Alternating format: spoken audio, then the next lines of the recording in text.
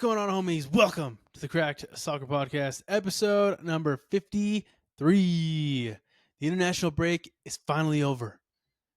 MLS Week 6 officially in the books, and we're off and running, and we're going until the World Cup at this point, ladies and gentlemen. Lots of awesome games, lots of cards, lots of goals, lots of own goals, and lots of new stadiums. All this and so much more on today's episode. You're going to want to tune in, so tap in, baby. Bang, bang. Tap, tap. Boom, dude. Finally, some MLS action, my guy. I feel like that break was just, it was probably needed, right? To kind of break it up a little bit.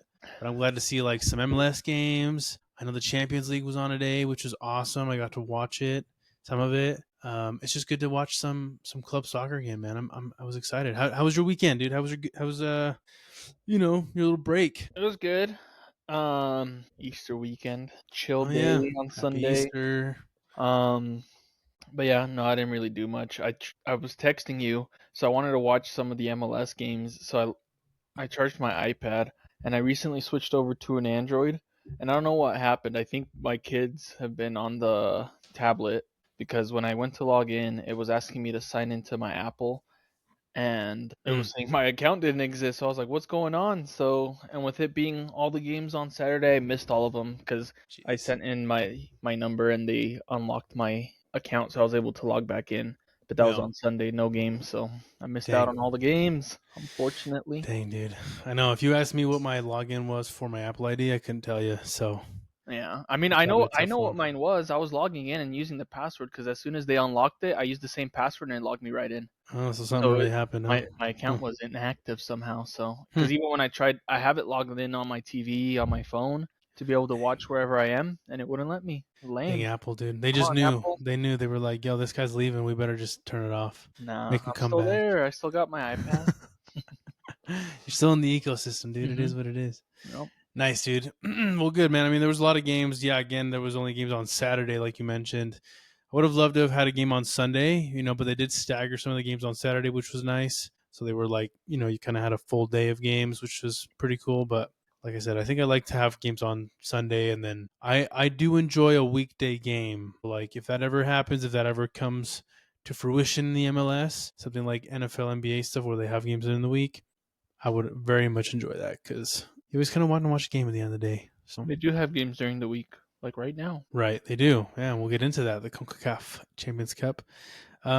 Before we get into all of that, a couple things to go over. First and foremost, the correct leaderboard that we've been keeping track of. For those of you that don't know, essentially we are picking winners for every single game that goes on in the MLS regular season.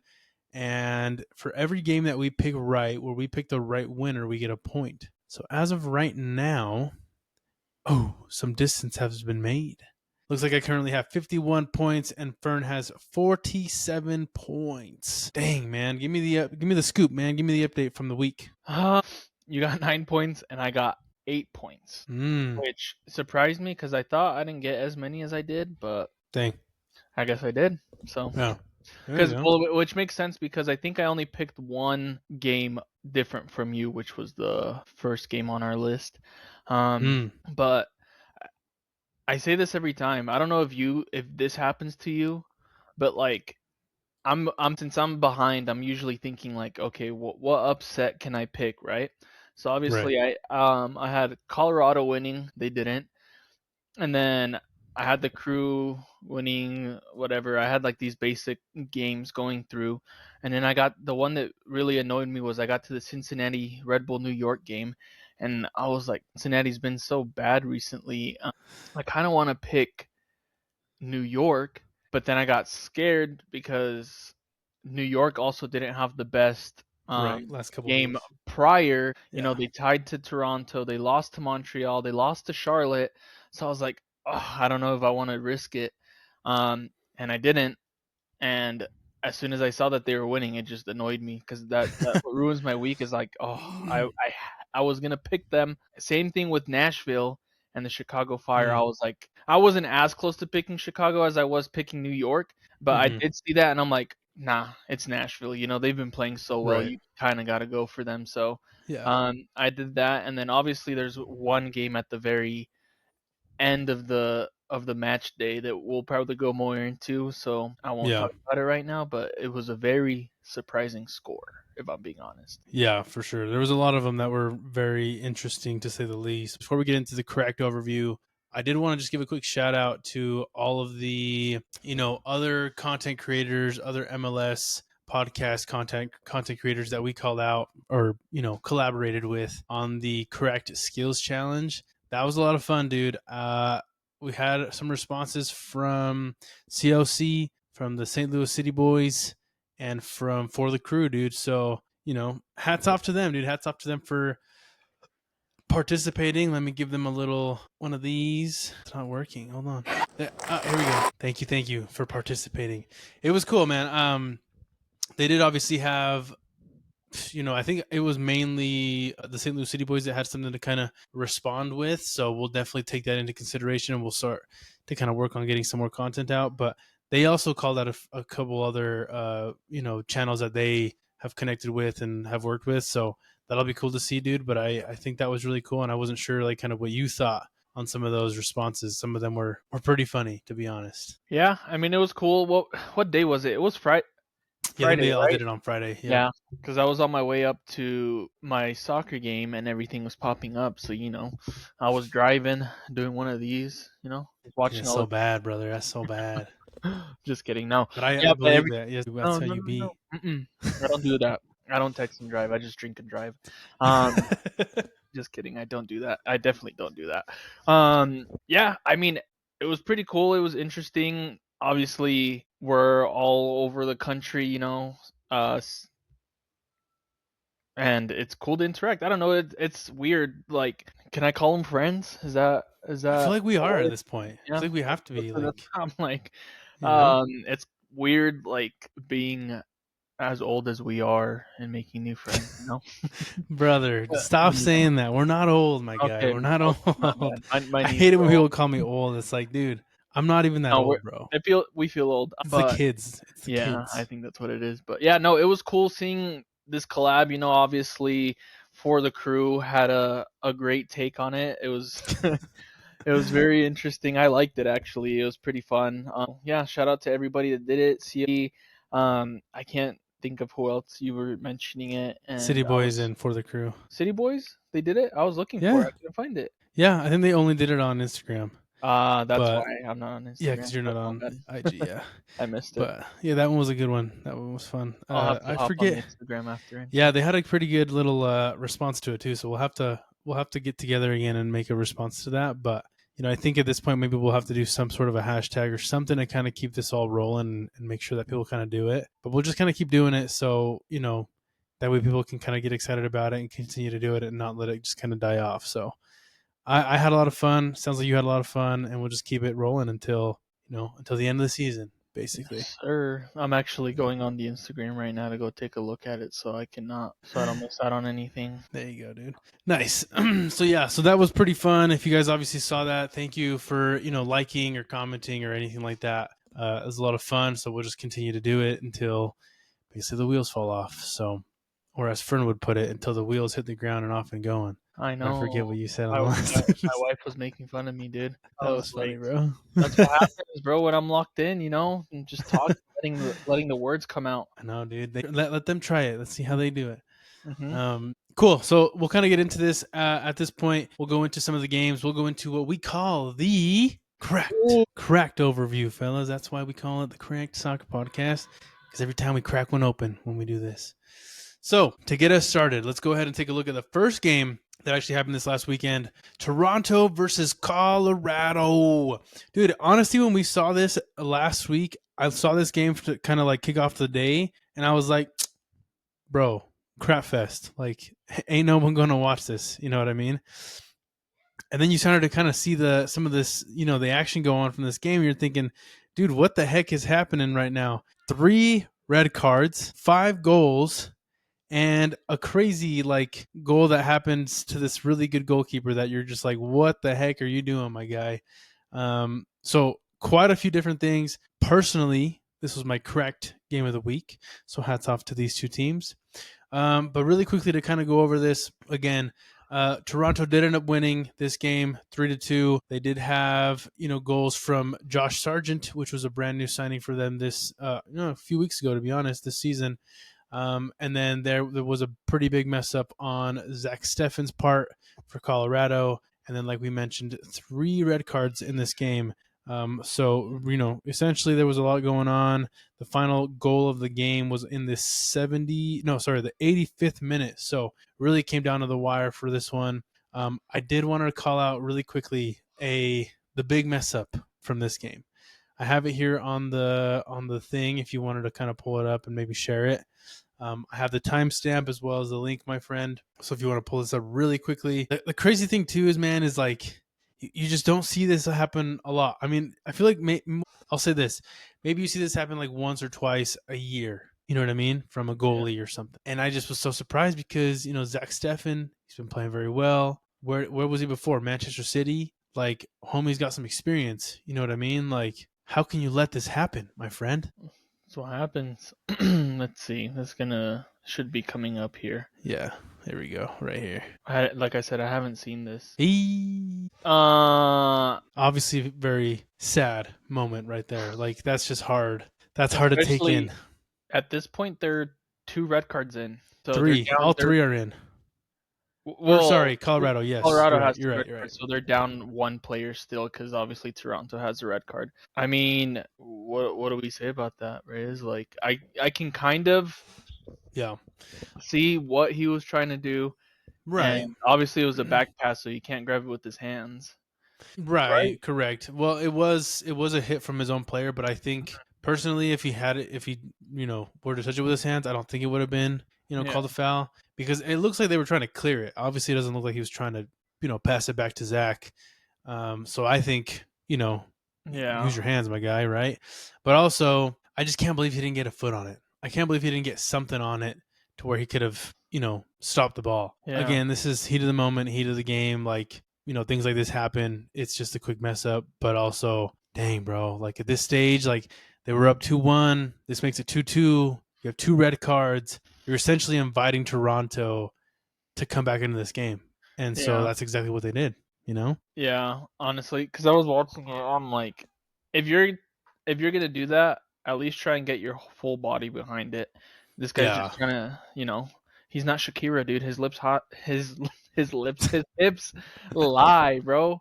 I can't talk. I don't know how to talk anymore, but yeah, I don't know what he was thinking. I mean, I get it. I've seen keepers do stuff like that, but he just needs to be more locked in when he's doing for sure. Because I need these points, dude, and you're over here giving them away. I know, man. I mean, honestly, Colorado didn't look terrible, to be completely honest. Like, they didn't look like a terrible team. Well, they haven't been bad this season because, like I said, I've picked against them a couple times, and that's honestly one of the reasons I didn't pick against them, because I've been talking so much smack throughout the start of the season, and they've won every game besides New York City FC, who's a really good team, So right. I was like, well, Toronto's not the best, and Colorado has not been super bad. They've won 3. They had won 3 out of their last 5 games, and now it's 3 out of their last 6. But yeah, I had faith in them, but obviously I need to go back to saying screw Colorado. No, I think they're definitely, it was just a hiccup in the games. I don't think there's anything really wrong with this team. Like, at the end of the day, it just was a bad game, to be honest. But it was an interesting game for Toronto. Finally, those fans out there have something to kind of look at, where you're thinking, hey, like, Toronto's won a couple games at this point. Like, you can't really say that they're a terrible team either, because they did beat Columbus. They have beaten Cincinnati. They tied against New York Red Bulls. Like, they've done pretty good as well. So that team's kind of been up in the up and up as well. They didn't have Jordi Mihailovic. He wasn't in the game for this one. So I think it'll be very interesting when they have Mihailovic, when you have Josh Sargent, when you have the rest of this team healthy, like when you have Zimmerman healthy and everything. Like, this could be a pretty legitimate team. And I think some of these Canada teams are going to be very competitive this year, not just in the MLS, but as well as like in Canada. But, this was, again, one of those where you're just like, dang, like, it could have gone either way, but also probably wasn't the game that you were waiting for the weekend. So quite an interesting game, to say the least. Yes, sir. Solid. So then we did have a couple other ones. We'll kind of breeze through some of these and get to some of the bigger ones. We did have New England beat Montreal 3-0. RSL getting a win against Sporting Kansas City 3-1. Diego Luna back in the starting lineup and getting a goal for RSL. So that's very cool to see. Gozo also getting on the score sheet, so that's fun. It's one of those things too. I was gonna just quickly mention this because RSL obviously didn't get the win against Sporting Kansas City. It was one of those questions where I'm kind of like, okay, look, they got some wins. They've been looking pretty good. They're a young team. Is this team, is Real Salt Lake legit? Is it a legitimate team where you can see, yes, they're doing very, very well right now? Can they maintain that and be a top team at the end of the season? Or is it going to be one of those years where they're great, they're good, they get a very high seed, and then it just all comes crumbling down at the end of the season? What do you think? What I think is, What do you hope and what do you think? Like, genuinely. well, I hope that they do well, go far into the playoffs, and gives us out here in Utah some good opportunity to see some of these top teams.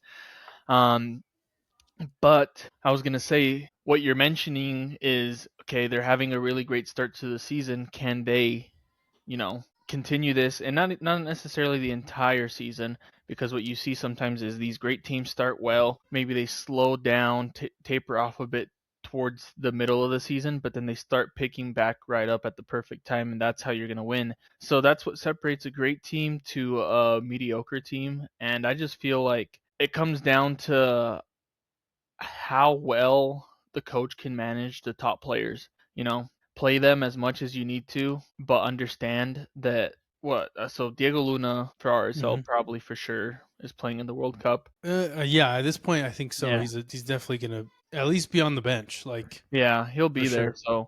So, as a team like RSL, where most of your players won't be playing in this tournament, I Yeah. feel like that's when you got to kind of take advantage and be like, hey, so if we're going to be taking a rest while these players are playing, let's keep putting in that work. Get ready, because as soon as we come back, come in and take advantage of that, try and get into a high seed, but then also maintain the pace, but not overdo it where you get to the end of the season and you're too tired to continue playing and you start playing bad.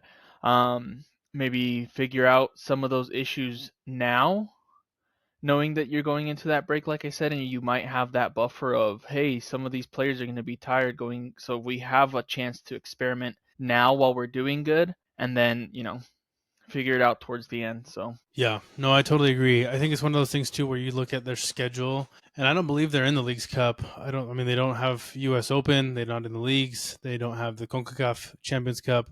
Like, you really just are focused on the MLS right now. So to kind of say the least of, give it your all in these games and just kind of try to, get the best that you can for this season.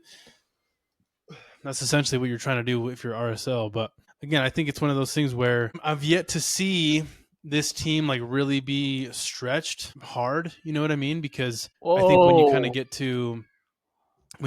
to like the playoffs, it's a different gear. You know what I mean? Like, it's a different mentality. It's a different strength of game that I would love to see this RSL team like take that on. So, it's gonna be that, like, we don't have any sort of like, oh well, they're gonna give it a go here in the Leagues Cup or the US Open, whatever it may be, but they just have it in the season. So like at some point when you're playing, I think they're gonna play LAFC at some point this season. Like, show us that you can do something great. They're gonna play Inter Miami this season as well. Show us that you can show up and fight. You know what I mean? So if they can show that, I think they have a legitimate chance. But great start so far. Hopefully it's not like that one time where they were the number 2 seed. Remember when they played Minnesota? Yeah, Knocked I out remember first that. round. Freaking penalties, man. That's what they'll do that to you. Yeah, penalties, brother. So we'll see. I'm excited to see, but again, I would love to see this team win and just, continue to do so in the city of Utah. That'll be fun. We did have Columbus finally getting a win against Atlanta United, 3-1. Good for them. Great job. Sir. Philadelphia, my guy, remains winless, bro. They Loser. fall 2-1 to Charlotte. Gosh, what a bad start to the season, my guy. To going from the last season to this season, that sucks, bro. FC Dallas beating DC United 4-0. Pretty strong defensive effort for FC Dallas. And at this point, dude, I think they're kind of like that dark horse, man. They might be legit here coming into the rest of the season. They might be pretty legit to where they're pretty much competing in that, in that conference to kind of be one of the top teams. So I'd keep my eye out on Dallas. They're pretty good. We also got New York Red Bulls beating Cincinnati 4-2, which you kind of mentioned. One of those games where, Evander and Denke can't save you all the time. Like, you kind of need to play like a team, you know what I mean? And beat teams. And the Red Bulls kind of did that. Cincy, not so much. And then we'll kind of get into this bigger one, the bigger game of the week 2. Inter Miami against Austin, my guy. 2-2 draw. Okay, no winner here, but it was a brand new day for this Inter Miami team. Brand new stadium, a new stadium, if you will. Get it? Get what I did there? No. Okay. I know. I'm just kidding. I know. I saw your face. I'm like, you totally get it. So brand new stadium for Inter Miami. Very cool. Looked like a very nice stadium. The great thing is there wasn't a lot of stuff online about like, hey, they didn't finish this, they didn't finish that. This looks kind of sketchy. So that's a good sign. And who else could possibly score the very first Inter Miami goal in this brand new stadium? Who else, my guy? Who else could it have been? St. Clair. You're dumb, dude. The GOAT, bro. The GOAT. Come on. Go, dude. Lionel Messi getting the very first goal for Inter Miami in the new stadium. It wasn't the first goal in the stadium though. So that was a little bit sad. I think a lot of fans were probably like, dang it, like we didn't get the first goal. Like, at least that's what I was thinking when I was watching the game. I was like, getting scored on first. What's his name? Beto? Let me see. Beto. Yeah, Guillermo Beto scored the very first goal in the stadium. But basically the game like I said, the game tied 2-2, so it was a bit of an equalizer. But what are your thoughts on this game, dude? I mean, like I said, new stadium, new feel, new vibe, new whole thing with Miami, new market, really. Like, the vibes are high here, right? Like, what do you think? Yeah, I mean, unfortunately, I didn't get to watch the game. Like I said, I missed out on it. So I didn't get the vibes too much, but I mean, new stadium. Hopefully things go well in there. Hopefully they can start getting these traditions going to get some more of the home field advantage that they had in their old Chase Stadium. But honestly, this wasn't the best showing for Inter Miami. I feel like they definitely should have won this game. No disrespect to Austin FC, but if you're Inter Miami, you should be beating a non-playoff team. So I just feel like this team needs to stop relying so much on Messi, which is kind of hard to say because I rely on Messi all the time, literally. But yeah, they maybe they're doing what I said and trying to figure out things with these new players they have. Obviously, Betarame wasn't in. Silvetti started. And then he came in a little bit after the half and gave an assist to Suarez to tie it. Surprisingly, they were fighting for the tie. So, hopefully this is just getting used to their new stadium. Maybe the vibe's off. Maybe the grass is too soft. I don't know. That'll be my excuse, but they probably just need to get used to it. For sure. Figure it out. But yeah, I mean, it's always nice going into a new place. I saw them going in, and I don't know if you saw the video, but they like filmed the players going into their locker rooms for the first time. So that looks they kind of have like the walkway, like the little plexiglass thing. Yeah, it's very AT&T Stadium-esque. If you've watched the Dallas Cowboys come out, you ever watched videos of them? No, I don't watch anything with the Cowboys, bro. They have a similar. They don't have the glass, but they have something very similar to where like they kind of have like a walkway for the players, which is pretty cool. I think it's a great vibe for sure. It was interesting, and you mentioned this when you were kind of talking right there. Herman Berterame, dude. I mean, he comes in 58th minute of the game. Obviously, like you said, gets an assist, but I'm a little surprised with kind of how underwhelming he's been this season. I feel like he hasn't really been, that DP signing that we were kind of expecting at the beginning of the season. I think overall he's kind of had, a rating of like a 6.6 throughout the beginning of the season. That was his very first goal contribution of the season. He has 0 goals, 1 assist. He's obviously started a couple games, but like really hasn't done much for this team. Like he played pretty well against DC United earlier this year, but like I just don't think he's been great, dude. I don't know. Maybe I'm just being a little bit weird, but like could this just be one of those like really bad signings for this team where geez, like you thought you were gonna have a really good guy and now he's really bad, or is it just too early to call? Like I don't know. I don't really think I've seen anything from him yet. Yeah. So I've never watched him play before. I've never watched Monterrey play. I don't know their style of play. Uh, if you watch Inter Miami play, everything runs through Messi. The players in the Yeah. midfield, the players off to the side, they're all looking for him first. So, uh, I think that affects. Obviously, that's going to affect them because he's making runs, and a lot of the times they're looking for Messi, and then Messi's looking for you to make the run. So he probably has a bit of a style change that he needs to get used to, Yeah. and figuring it out. And I think maybe that's why they brought in Salvetti for this game was, he already played a few games with Inter Miami with Messi. He was the starting striker in the playoffs after Suarez got suspended. So Yeah. maybe that's what they brought him in. And then as Betarame gets comfortable in the situation he's in, obviously you're coming into a whole new team. There's definitely a lot of pressure. Like you said, we were expecting him as soon as he was signed. We were basically saying, "Oh, Inter Miami won the league because Yeah. they have their striker." And obviously, it hasn't gone very well. I feel like you can't have. If you think of a Sun type of DP player, they come in and they like hit the ground running. um, and yeah, Wheels hit the ground running. yeah, the wheels hit the ground running. But I expect a lot from him because he is a DP player, and any team that has a DP player should expect a lot from them because you only get 3 spots. So, um, if you're getting paid that much money, I just think what are we 6 games in? About to be Yeah. 7 games in. Give him a little bit more time, and he'll be able to Yeah. understand the system. And I just feel like the reason last year was so good for Inter Miami was because they had players that had played years together, like literal Right. year, like I don't know how long, but I would imagine at least 10 years, if not more, Hmm. with Alba, Suarez, Messi, and Busquets. So Messi had like those players, like yeah, Suarez wasn't the best striker, but he knew what he was going to do, and Suarez knew what Messi was going to do. So they had that Yeah. connection. I feel like there's a little bit of that displacement going on. So as soon as that happens, Betarame will finish with the golden boot. Oh, that's a bold statement, my friend. I definitely don't think it's time to sound the alarm on Mm-hmm. Berterame. Like you said, he just needs a little bit more time. It is very early. It's only 6 weeks in.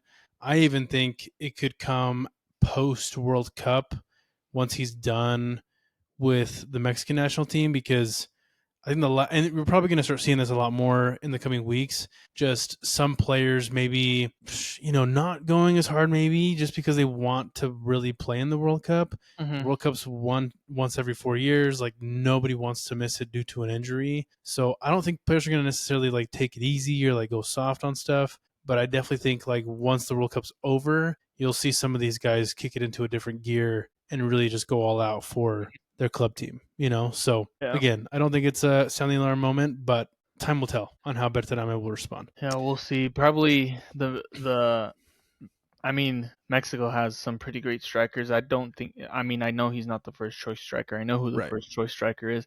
But they with what they saw with Malagon and their left back, I can't think of his name off the top of my head, but both those guys are out. They don't want to risk having any more injuries like Yeah. that. So maybe you're right. Maybe there's a conspiracy going on. Yeah. Who knows, man? We'll see. I did want to have I did want to ask a quick question just because I will probably won't ask the one around like the fan base and everything, but I think a lot of people kind of look at Inter Miami and they think like, oh, dude, Messi. And I'm not going to take anything away from Messi on what he's been able to do with this team. But I think sometimes maybe people don't realize like the gamble or kind of what David Beckham did for Inter Miami and just kind of the MLS in general, like starting this team, doing what he's doing now, heavily investing, bringing players over, overseas to come play in the MLS. Do you think like that he's just like, what are your thoughts on David Beckham? Like on how he's essentially started a team, got a great deal for it, 25 million, paid 25 million to bring a team in, right, for Inter Miami. Essentially the club is worth what, 1.2, 1.3 billion today. Crazy return on your investment. But what are your thoughts on like him getting into Inter Miami, building this team, building a new stadium, building a new fan base, and potentially building like a new hub, like a soccer sports hub in the United States that's not New York or California? I think he's done a lot. Yeah, I feel like he has done a lot. He obviously has a big passion for soccer, you know. He grew up playing, came out here to the US.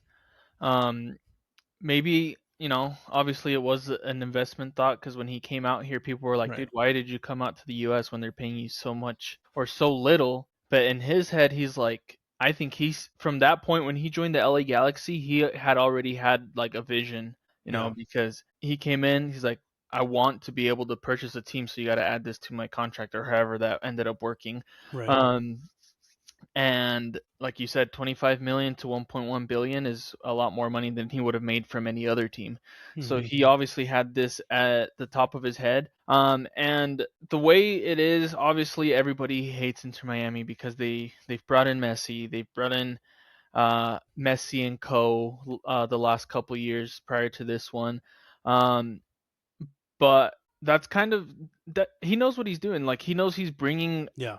eyes of Barcelona fans who are very like loyal. Like, yes, I am a bandwagon, I'll tell you that much, obviously, when it comes to Inter Miami. But that's great for him. Like, No, for he's sure. literally bringing so much money to this team, to the league, to any team he visits. I was just sitting here because in about 2 weeks ish, Messi's coming to town. So I was Yeah. looking at Yeah. tickets again. I was like, oh, let's see if they've gone down, and they Still just going keep up. going up. Yeah, I was I'm gonna say like, they're going up. like, well, like, so yes, to some people it may look bad because, oh, Inter Miami's getting all the great players, they can buy everybody, but look at the season they're having. They're also not Yeah. having the best season ever. There's at Yeah. But they did two to, win last season. Yeah. yeah, there's two to three teams that are better than them. That you Yeah. can say right now.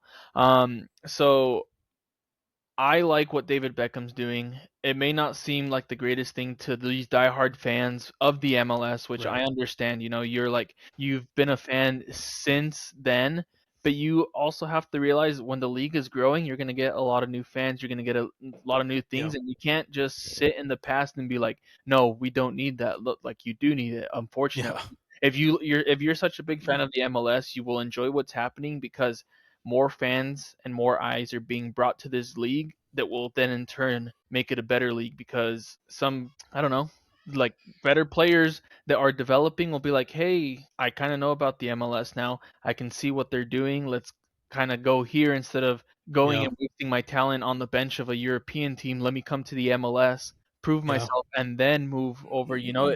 I feel like that's a great thing because so many players look up to Messi.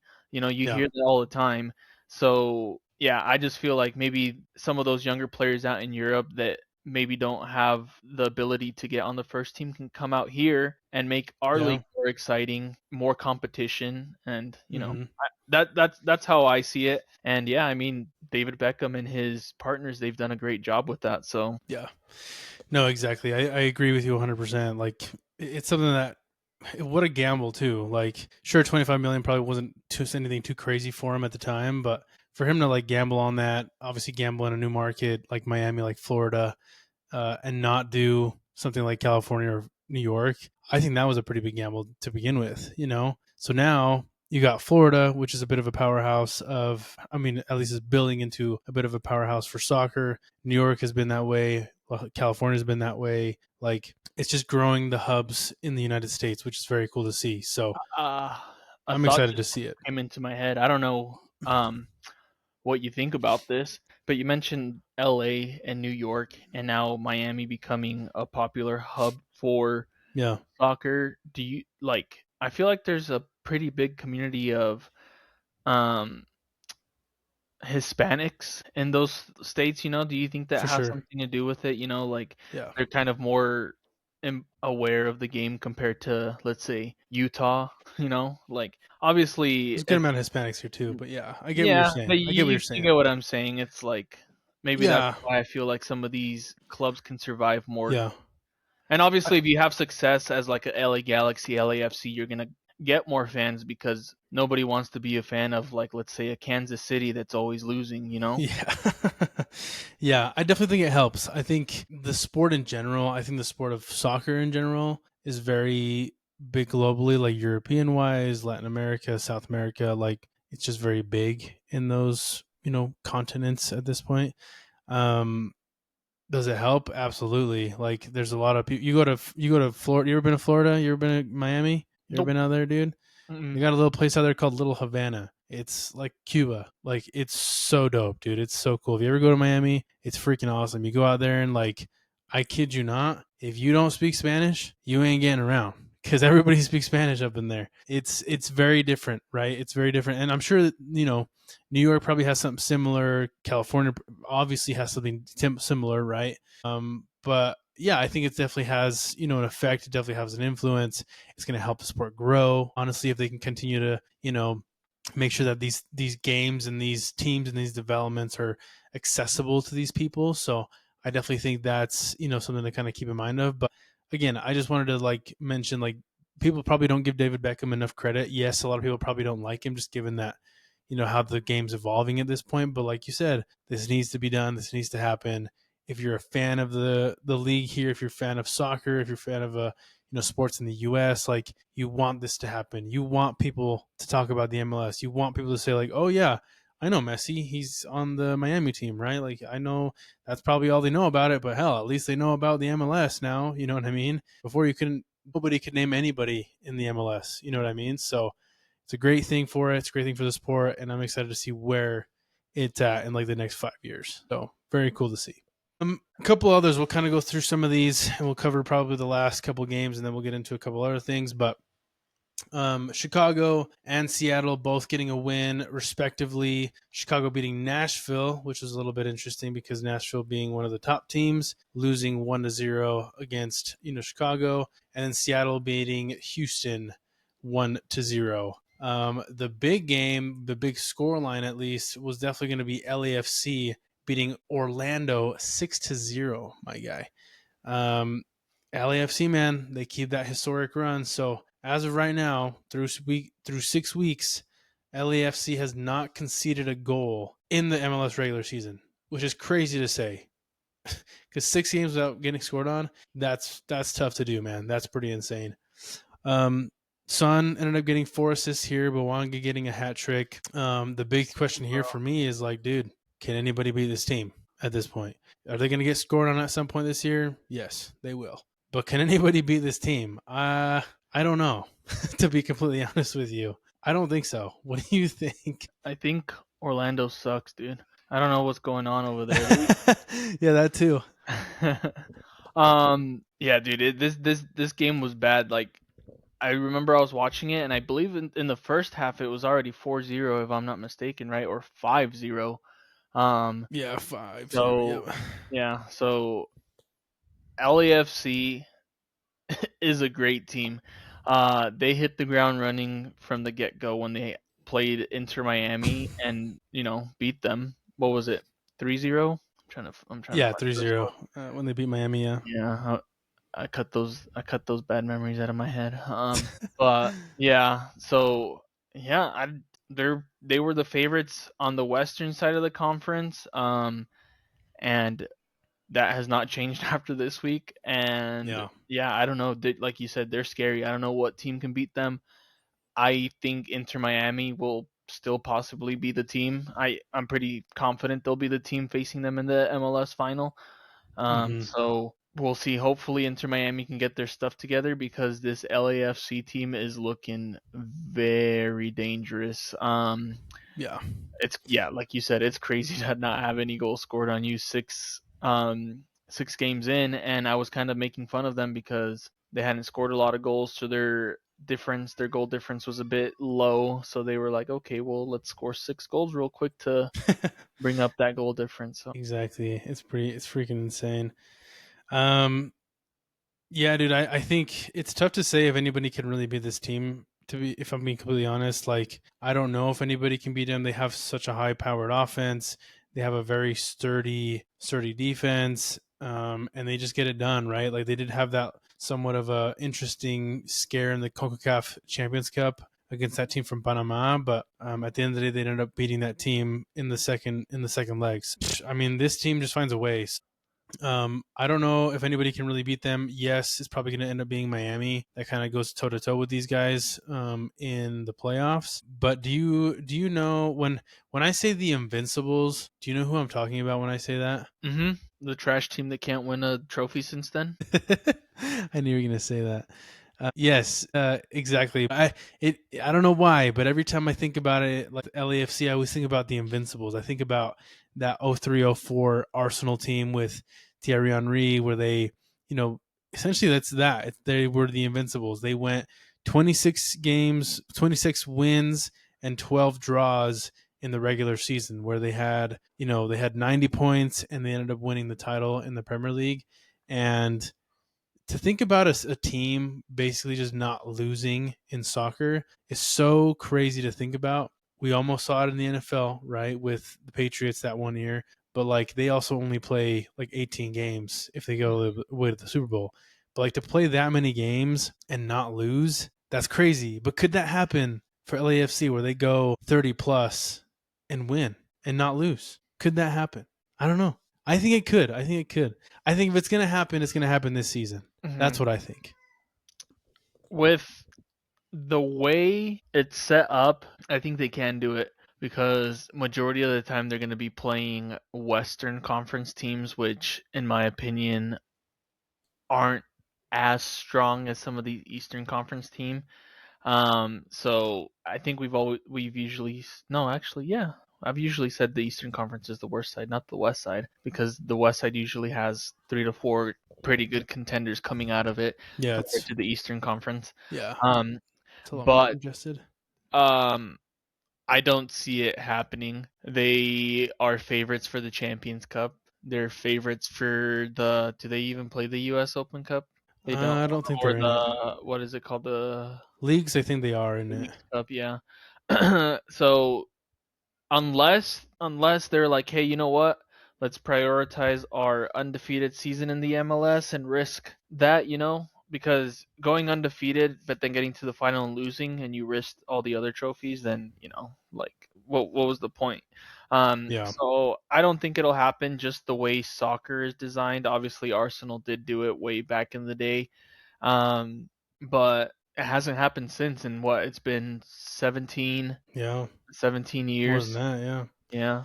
Oh, you're right, yeah, 27. yeah. I was like a little Um, bit more than that, but yeah, but it's like, dang, I don't know if it'll ever happen again, but yeah, LAFC has a pretty decent chance at doing it now since they're 6 games in with no losses. But yeah, give we'll it, see. give it, give it till they play Miami again, and there'll be a loss there. They already shut them out once before, dude. They can do it again, so we'll Uh, see, dude. since Um, since Messi's been in Inter Miami, no team has ever shut them out twice in a row. Oh, Just there you kidding. I go. don't know That's if a that's good. true or not. Oh, That I just was like, that's a big. crazy stat if that's legit. Solid stuff. So yeah, we'll keep our eyes out on.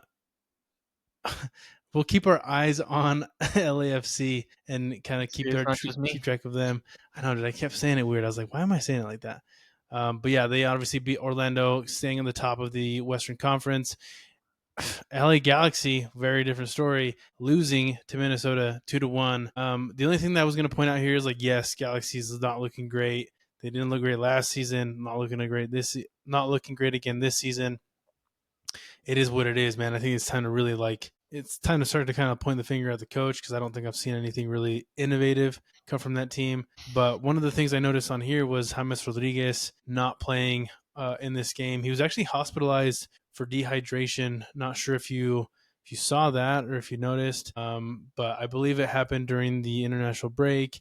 And then again, that's one of the reasons he wasn't playing this game. So I hope he's okay. I hope he recovers. I hope he does well. I hope he ends up playing more in the MLS. But it's another one of those things where maybe Minnesota's a little bit happy they didn't sign him to a longer deal That's than literally what what they I was did. gonna say. We looked at Minnesota dumb when they only signed him for 6 months, but now it's kind of looking like not too bad of a deal. So, I mean, like we said, anytime a player of James Rodriguez caliber comes to the MLS, you definitely want to see them play and do well.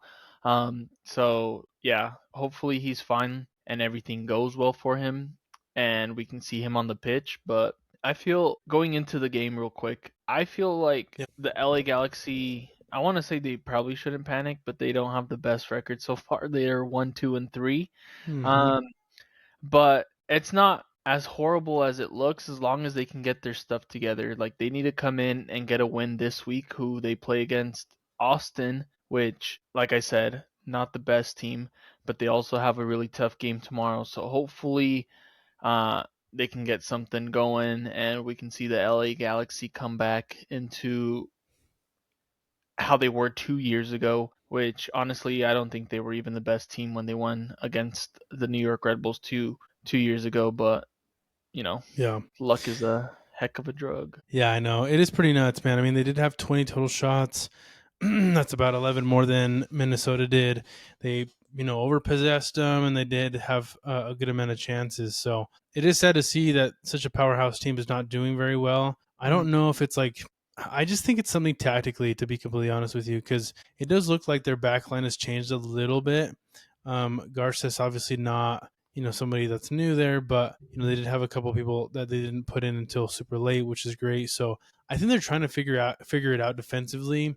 And we've mentioned this before, right? Like just defensively, like having a strong back line will allow like your midfield and your forwards to, just play better all around, right? But I also think it just comes from the front as well. So like, when you have Klaus, when you have Peck, Royce, Sanabria, like you really need to be doing your part in defending the entire game. And, if you can do that, you can kind of help out your defense. So I don't know what this team needs to do, to be completely honest with you, but they got to change things. They got to change things fast, because if they get a repeat of last year, man, like that's 2 years where if we had Pro Rel, you're going down. You know what I mean? So Yeah. crazy to say. And Glesson's being injured doesn't really help him, especially with how well he started off the season for him. Obviously, they had one win and two draws, but I feel like he had been a really good part of that defense that, was showing some signs of life. So hopefully, once he comes back in May, things turn around for him. Mm-hmm.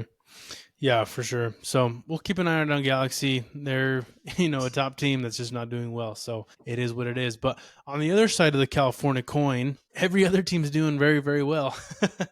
San Jose, dude. San Jose Well, you can't say beating. every team because of the team they beat. I know they did beat them. Which is crazy. They beat them 3-0. But it's like, dude, they beat San Diego 3-0. Like San Diego had a hell of a game, or sorry, hell of a season last year, and they're looking good again this year. They just got outworked by the San Jose team. So San Jose obviously beating San Diego FC 3-0. My correct player of the week, Nico Sakidis, gets 2 goals, and Preston Judd splits a goal and an assist for this game, dude. So the youngins, man, the young studs coming out to play and flourish. Julian Hall had a goal. The guys here in San Diego got a goal. Gozo got a goal. Like these young guns in the MLS, man, they be going for it. So hats off to Nico for having an amazing performance, but even bigger, just 3 points for the San Jose team. I think they're in third. I think they're right behind LAFC and Vancouver at this Sure. point. So that's wild. Yeah, I was not expecting that, if I'm being honest. I don't think I don't think anybody. anybody was. Um, San Diego's been playing so well. Obviously, they got knocked out of the Champions Cup, so uh, things weren't going very well for them. Due to that, they tied to RSL, they tied to FC Dallas, and now they've lost to San Jose. So this last 4 weeks, 3 weeks, 3 weeks if you want to count the midweek game before RSL has not gone to plan for them. They're currently 7th in the Western Conference, but I feel like they can get something going again.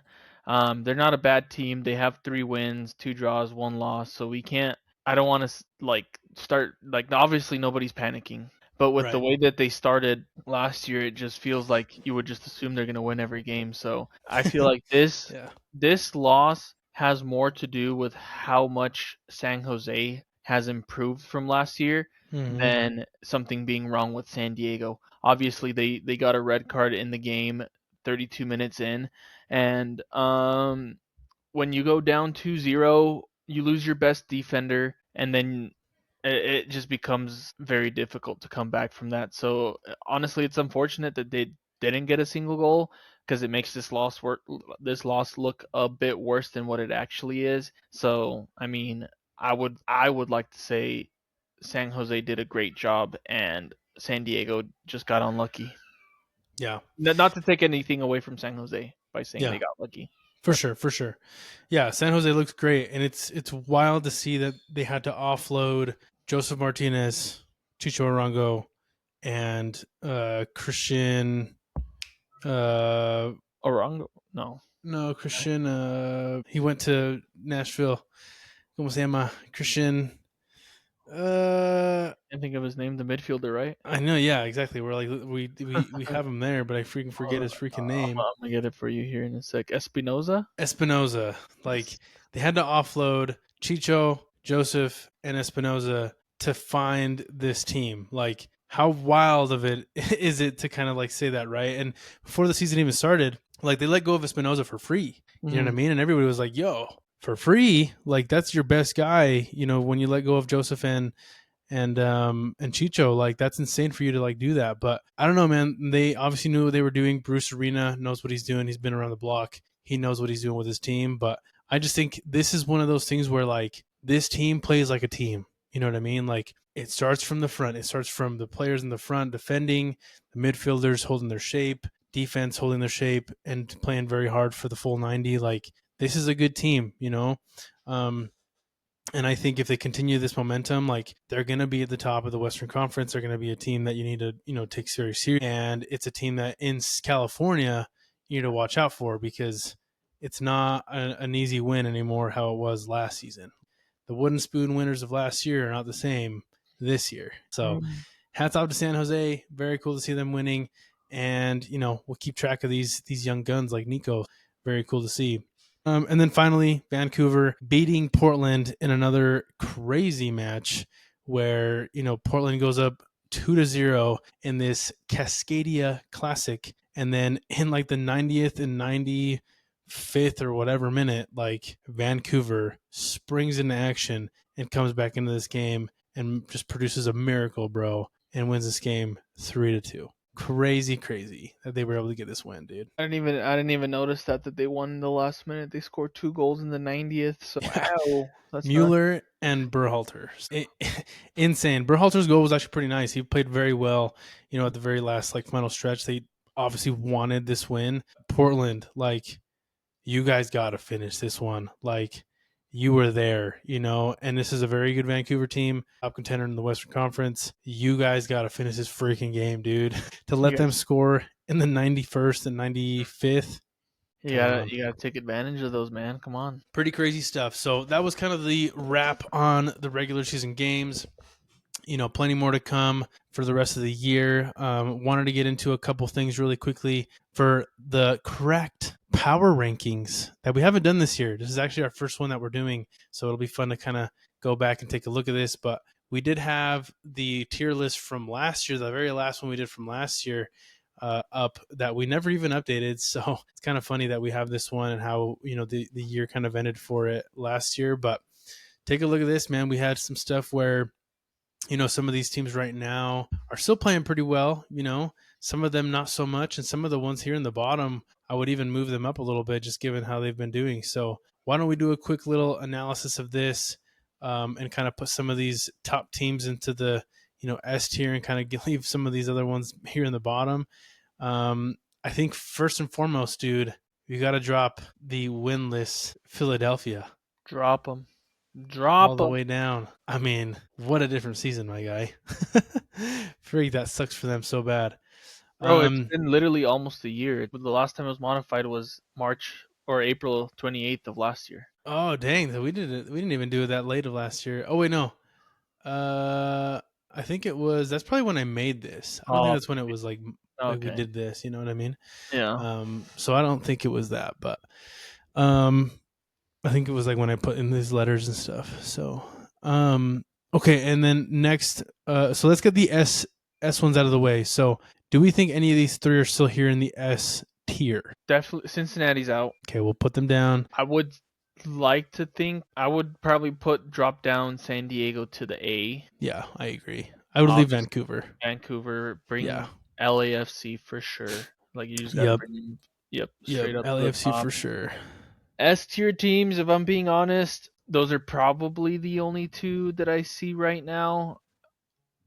I don't think any other team really comes close to them. At least on S tier, you know. Yeah. I agree. I'm looking at these. Yeah. LAFC, White, and Vancouver definitely the top teams. When you kind of come down to the A tier, you're probably leaving Inter Miami. You're probably leaving Nashville. Yeah. And you're bringing a lot of these down. I think you know what I mean. Like, I think you bring San Jose up for sure. Yeah, San Jose for sure. Yep. You bring down the Crew. Yep, I think Orlando goes all the way down to D. Yeah, they probably go way down, dude. Yeah. Charlotte probably, I would say, goes down. They've been okay, but they're not the Charlotte of last year yet. Yeah. You know what I mean? A tier, I would probably. Any other teams I see there? Probably not. I mean, I don't see anybody. I wouldn't say anybody's A. There's a lot of B, I think. What about FC Dallas? I know we talked about them being decent. I think they're good. A, yeah, I'd put them in B for sure. I'd give them a B. I'd probably put RSL in a B. I'd probably even bring Cincinnati down to a C with the way they've been performing this year, but I don't know what you think. Yeah, I think so too. They haven't been very well. New York. Chicago, I probably would even bring them down. Yeah. I'd keep New York. They're doing well. Minnesota, I'd bring them down. Charlotte, I guess you can kind of leave them here. Where are they? Where is Charlotte? Charlotte is currently third in the Eastern Conference. Okay, yeah, I would probably leave them there. I haven't seen like a crazy thing from them, but I'd leave them there. Seattle's always pretty good. Yeah, Seattle. I was going to say, am I crazy to think that the Crew goes down? Yeah, I do think so. And that's the thing, is like they're always a good team, but this year just hasn't been that year, you know? Yeah. Red Bulls are pretty... Yeah, I would leave them. I'd bring these two guys down. Timbers? Yes. Yeah. I'd bring them down. Houston, New England, Colorado, Chicago, Minnesota, Cincy, Austin, Timbers, Columbus. I'd probably leave them there. I think the ass teams are definitely going to stay with Philly, LA, Orlando. I don't think St. Louis has been doing very well either. They probably have, one win? Yeah, they have 1 win, 2 draws, 3 losses. So they're on par with the LA Galaxy. So yeah, they're not doing very well. Sporting Kansas City, again, not doing very well. Toronto's had some good wins. I would almost bring them up to C. I mean, yeah, we could. Yeah.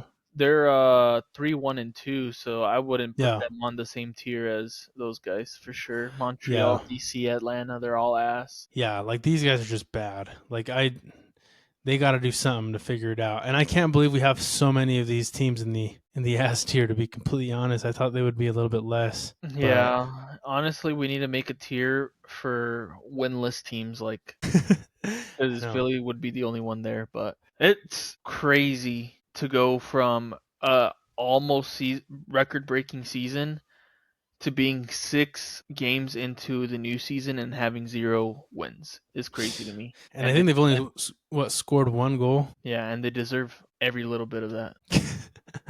I know. Yeah, no, they've scored 4 goals actually. Oh, 4 goals, okay. And then they've conceded 11. Oh, dang, that's crazy. Yeah, for Philly to be that crazy bad, and then LA Galaxy repeating, like that's just sad, dude. Even St. Louis, like they were so good a few years ago, and then now they're just not doing very well. And then these guys are just kind of repeating as well from last year. Orlando, I still think, has a chance depending on who they kind of hire for their new coach. Right now, I'm giving them the benefit of the doubt for having an interim head coach. Yeah. But I also think they're not really leveraging the players that they have to their full potential. So I don't, I think they can still kind of like make their way up a little bit. The rest of these teams, man, I mean, it's weird to see Cincinnati. It's weird to see Columbus down so low, but I think this is pretty good for right now. What do you think? Yeah, no, I feel like that list is pretty good. I was thinking if there was any S tier teams on the Eastern Conference. That was like the first thing I looked at. But honestly, I couldn't put, because Nashville's first in the Eastern Conference, and I couldn't Yeah, pick putting them past they just Inter lost. Miami. So Yeah, they just lost. Inter Miami's. I mean, they're always going to be good. I think they're not yeah, going to have a bad season, but yeah, to get the Quakes from down here up here, hmm that's some pretty crazy improvement. yeah. So I love this. I like this right now. I'll probably take a snapshot of this, share it on our social medias. But I mean, let us know, guys. Let us know if we're kind of tripping, if we don't look, if this all looks crazy or what. But let us know kind of what y'all think and kind of how that looks, because I think that looks pretty good from my perspective. So Yes, sir. let's kind of go into this really quickly too. Maybe we won't cover the World Cup today or anything like national team wise, but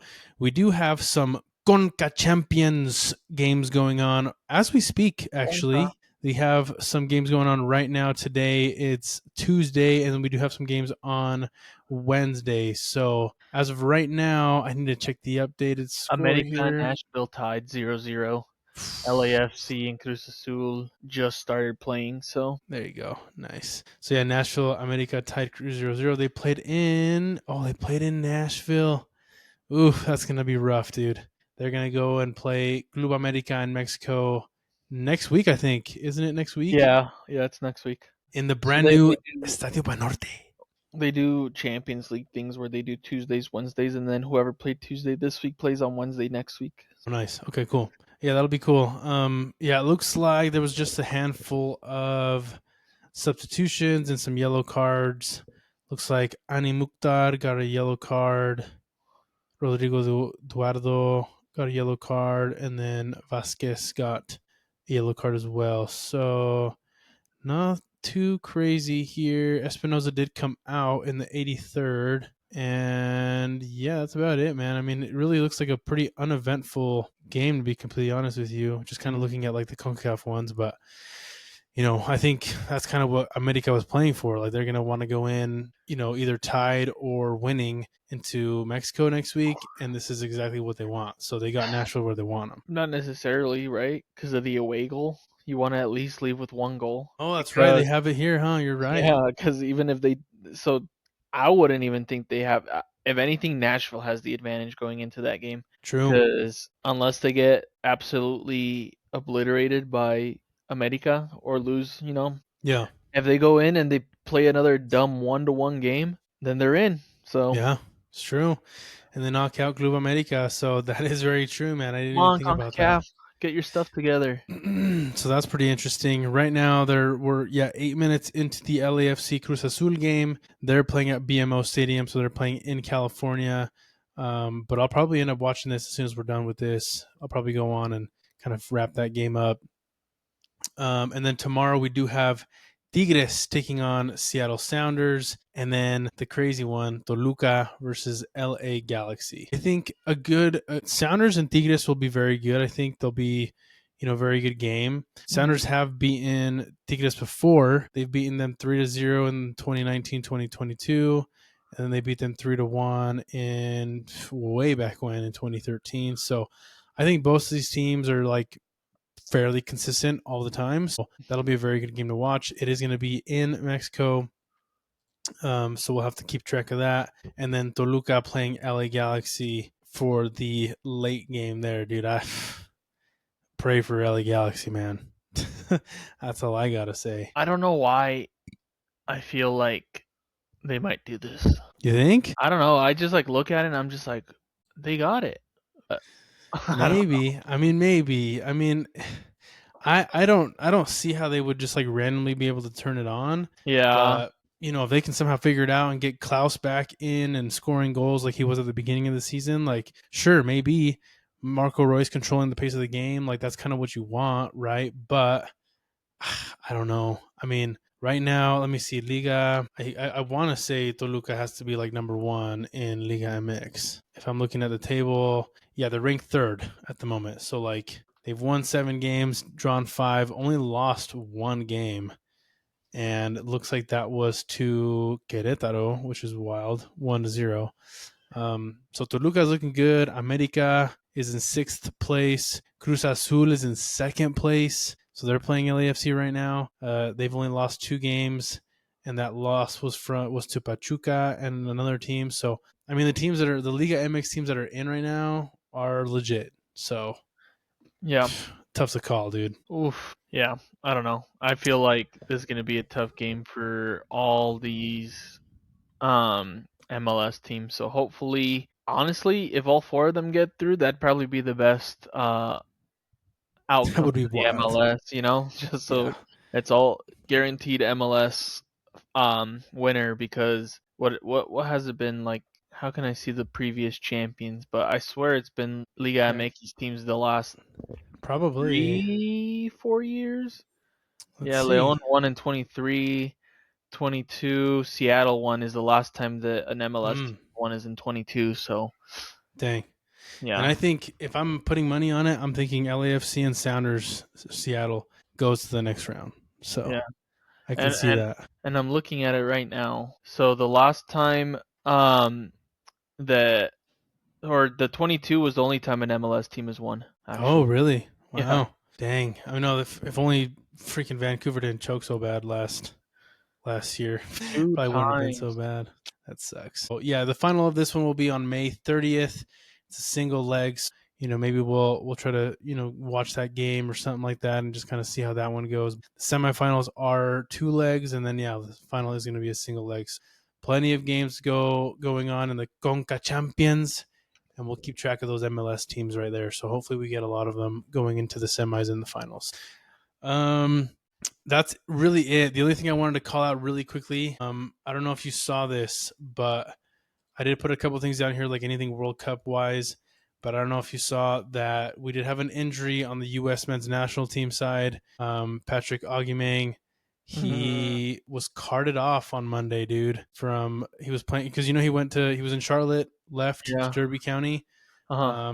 From what I'm seeing, it was not a good sight. So, looks like he's injured pretty badly. Likely gonna Achilles? miss the World Cup. No, he's for sure missing it. Yeah. So, Achilles Yeah. injury, Yeah. and so, that's such a tough one, dude. But it is gonna open up a spot likely because he was definitely I wouldn't say he was the number one. Mhm. Balogun is probably number one, but Augiming was definitely like somebody that you're gonna look at. But maybe now it kind of opens up for a spot for Xavier Gozo, dude. Maybe they'll call him up, dude. Yeah. Are these stats right? Because this is some pretty good stats for him. 37 matches played for Derby County, 10 Yeah, goals, 3 assists. yeah, he's been turning it up. He's been doing good, man. So that sucks, especially being a U.S. men's national team player and basically being guaranteed to come in and ball out in your own country. Like, this Hmm. is a once in a lifetime experience. So I feel really bad for him. So hopefully, it's nothing crazy serious and affects his career going forward, especially being so young. So Yeah, yeah, I feel for that one. That was a tough hit for the U.S. men's national team, but I hope he recovers quickly and waiting for the next one. So it is what it is, man. Solid stuff, man. Well, that is everything that we had for today's episode number 53 of the Cracked Soccer Podcast. Final thoughts, my friend. Anything you wanted to say before we wrap this one up? no, everything's been going well. Shout out to everybody watching. Let's hope that the MLS season keeps going and providing great content for us to, Yeah. give me the motivation to come out here and still want to talk about the MLS. I know everybody likes to hate on it, but hey, give Yeah. it a chance, you never know. Yeah. People talk really bad about meth, and you try it once and a lot of people keep coming back, so who Yeah. knows? That's You true, know, man. I you mean, I you, know. you know what the M in the MLS stands for now. Yep. There you go. That's what you know. I agree. I know it's tough, especially because Champions League is coming up, World Cup is coming up, lots of different things that kind of distract you from Major League Soccer. But give it a shot. Hopefully, we've given you something to kind of look at and learn from for the Major League Soccer. So We'll keep covering it. I like to do it. I like to cover it. This is like a highlight of my week. So thank you. Thank you for anybody watching. It's always fun. Yes, sir. All right. Appreciate y'all, watching, like, subscribe, share, all the above on TikTok, Instagram, Facebook, and YouTube. We appreciate it. Peace.